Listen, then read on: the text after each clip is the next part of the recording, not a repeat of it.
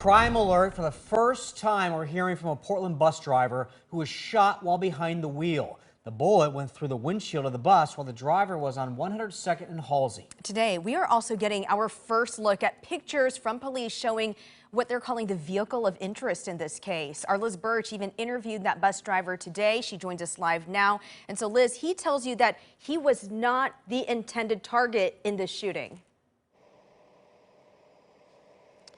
Elizabeth, he does not believe he was, which means he's yet another person caught in the crossfire of a shooting in Portland. Let's take a look at some video right now. Today, the bus driver, Dale Tozier, tells me his years of Army medical training kicked in when he realized he was shot while driving on his route in Northeast Portland.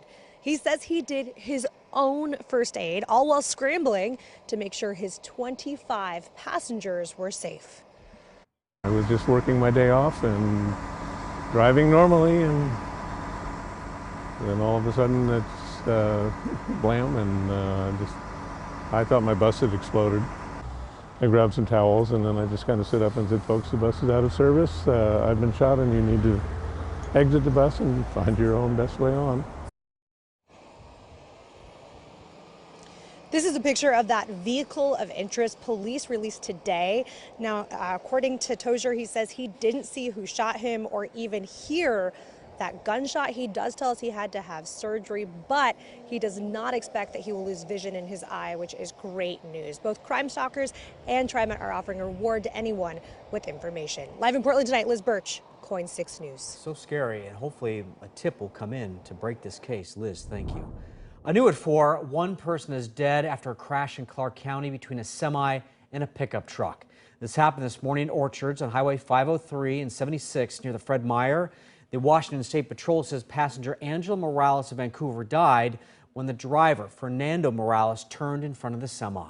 Portland police now looking for the driver in a suspected deadly hit and run. Investigators tell us a woman was hit and killed while she was walking in the East Columbia neighborhood just last night. And this was on Northeast Marine Drive, close to 13th, after 11:30. If you have any information about this, contact Portland police. A Lebanon woman climbed through her bathroom window to escape a fire in her home this morning. The Lebanon Fire Department says the woman's smoke alarm went off while she was taking a shower, and then she smelled smoke and saw it coming through her bathroom door, so that's when she went out the window. Investigators say it was likely started by a vaping device charging on a mattress. Now to our weather, Dan. Joseph Dames is in for Natasha. Joseph, is it just us or is it really humid today too? Yeah, it is. Okay. We have some moisture in the air. That's aiding to some of the thunderstorms that are developing this afternoon too. So you factor that in with the sunshine, got a lot of heat going on. And we have some cells passing through areas of the Willamette Valley that have brought in some very heavy rain, maybe some moments of small hail and gusty conditions too. Radar at this hour, most of those showers west of I-5 have fallen apart. This is now mainly east of I-5, but I don't believe that's going to be the case as we go through the next couple of hours. We may still have a couple more thunderstorms develop west of I-5, but notice Clark County, Cowlitz County, and the foothills of Marion County. That's where a lot of the activity is at this hour. Very heavy rain cell pushing north there on I-5 in areas of Clark County, and then you can see the heaviest of the rain over towards Battleground to the east through areas of the foothills up in Washington. So again, very heavy rainfall and downpours with that. We've had some moments of lightning that settled down a little bit. I do want to pinpoint where we may still have some issues this evening in the next couple of hours, coming up in just a few minutes. People in the Lentz neighborhood took a spot once filled with tents, garbage, and needles and turned it into the skate park. But they recently learned it may not be able to stay. Our Lindsay Nadger spoke to neighbors involved in the project about what's going on with the city. Lindsay. Well, Dan, neighbors tell me this whole area here was lined with RVs, tents, human waste, and needles. That's why they built the skate park you see here now, kind of as a way to take back this part of their neighborhood. Community members spent their own time and money cleaning up the mess and building ramps for people to skate on. They plan to add more if they're allowed to, but recently we're told the city may be looking to demolish it. When I reached out to Portland Parks and Rec, they told me safety is their top priority. No decision decision has been made and no action is imminent. However, parks employees did show up here today to inspect the skate park. Neighbors we spoke with say they'll be upset if it's removed. It would be sad. Yeah, this is pretty much a really fun skate park, and it's really close to us. It's just been really fun to skate it.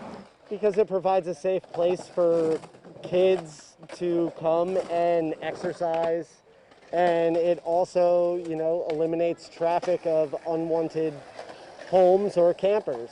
I mean, it's an asset to the community at this point, like not having all this unsafe garbage and needles laying around for kids to step on. I'd much rather they rode their skateboards all over it, their skates all over it.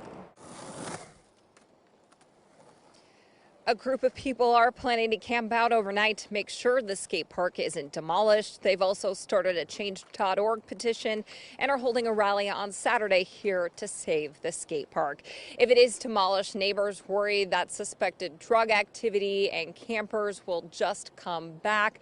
They do plan again to camp out overnight. The city says no action has been decided. We'll continue to follow this and let you know what happens. Reporting live, I'm Lindsay Nadrich, KOIN 6 News. Not